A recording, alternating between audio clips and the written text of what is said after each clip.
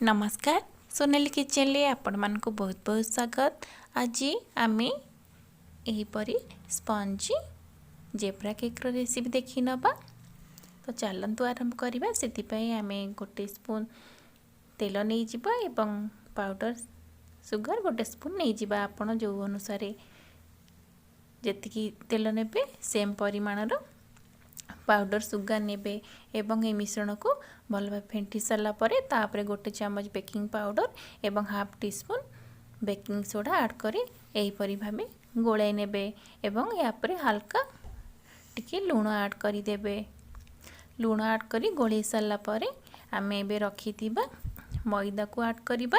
आपण जदि कटोरी रे मापुथिबे जो कटोरी रे चीनी नेइथिबे से कटोरी रे तार 1.5 गुणा मैदा नहीं ताकू एहीपरि मिक्स करिबा एवं तापरे धीरे धीरे क्षीर ऐड करी भल भावे गोलाई नबा। क्षीर आमर रूम टेम्परेचर अनुसार हेबा दरकार। क्षीर ऐड करी गोलाई सारा परे आमे कंसिस्टेंसी एहीपरि भावे रखिबा। बेसी पानी चिया करबानी। एबे आमे तापरे वैनिला एसेंस ऐड करिदबा। आपण चाहिले चॉकलेट एसेंस मध्य दे पारिबे बा आपण पाखरे जदि एसेंस नथिबो आपण याको स्किप मध्य करि पारिबे। हमर देखंसु कंसिस्टेंसी एबे रेडी हे जाइछि। आमे एबे केक टिन रे तेल बा घी ग्रीस करि नबा एवं तापरे एहीपरि भावे मैदा छिटके दे ताकू रेडी करि दबा। आपण चाहिले यापरे बटन पेपर मध्य यूज करि पारिबे। एबे दुईटी बाउल नै जिबा।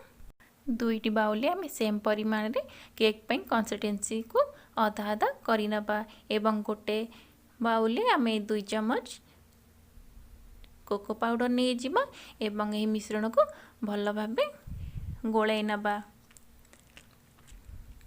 आम या परे हल्का 2 चम्मच रो 3 चम्मच पाखापाखि क्षीर ऐड करि दबा एवं ताको भल भावे गोलाई नबा। एबे देखंतु एही प्रोसेस टी हमर नियाती जरूरी जेब्रा केक पे। एही प्रोसेस एपट सेपट हेले हमर जेब्रा केक टी टिके असुंदरिया हो जाय थाए। सेति पई आमे एही परि प्रथमे गोटे कंसिस्टेंसी दे सला परे नेक्स्ट कंसिस्टेंसी को एही परि भाबे ऐड करिबा। आपण प्रथमे जेते बेले जो कंसिस्टेंसी देथिबे नेक्स्ट टाइम देला बेले सेही परिमाण कंसिस्टेंसी ऐड करिवे एवं ताकू एही परि भाबे टैप कर सला परे नेक्स्ट कंसिस्टेंसी को ऐड करिवे। देखंतु म एठी 2 स्पून कंसिस्टेंसी ऐड करिछि एवं तापरे सेम सेही 2 स्पून ही चॉकलेट कंसिस्टेंसी ही ऐड करिवी। ऐड कर सला परे ताकू एही परि भाबे टैप कर सला पर नेक्स्ट कंसिस्टेंसी को ऐड करिवी। देखंतु हमर एबे या प्रस्तुत हो जाइछि। आमे ताकू एबे टूथपिक सहायता रे एही परि भाबे बाहर पट रो भीतर पट को टाणी नबा। आपण चाहिले भीतर पट रो मध्य बाहर पट को टाणी पारिबे।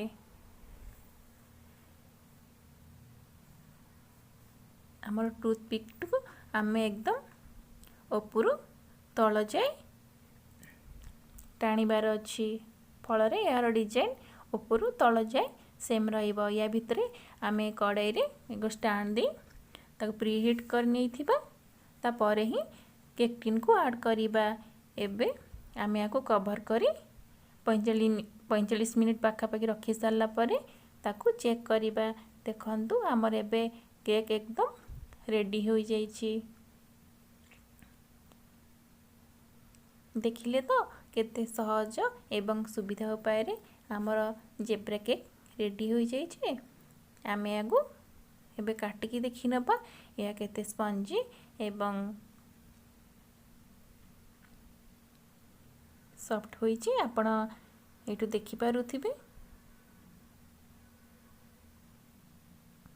तो जदि मो रेसिपी आपण मानकु भल लागि थिबो प्लीज मो चैनल को सब्सक्राइब करंतु। देखा आउ एक रेसिपी सहित।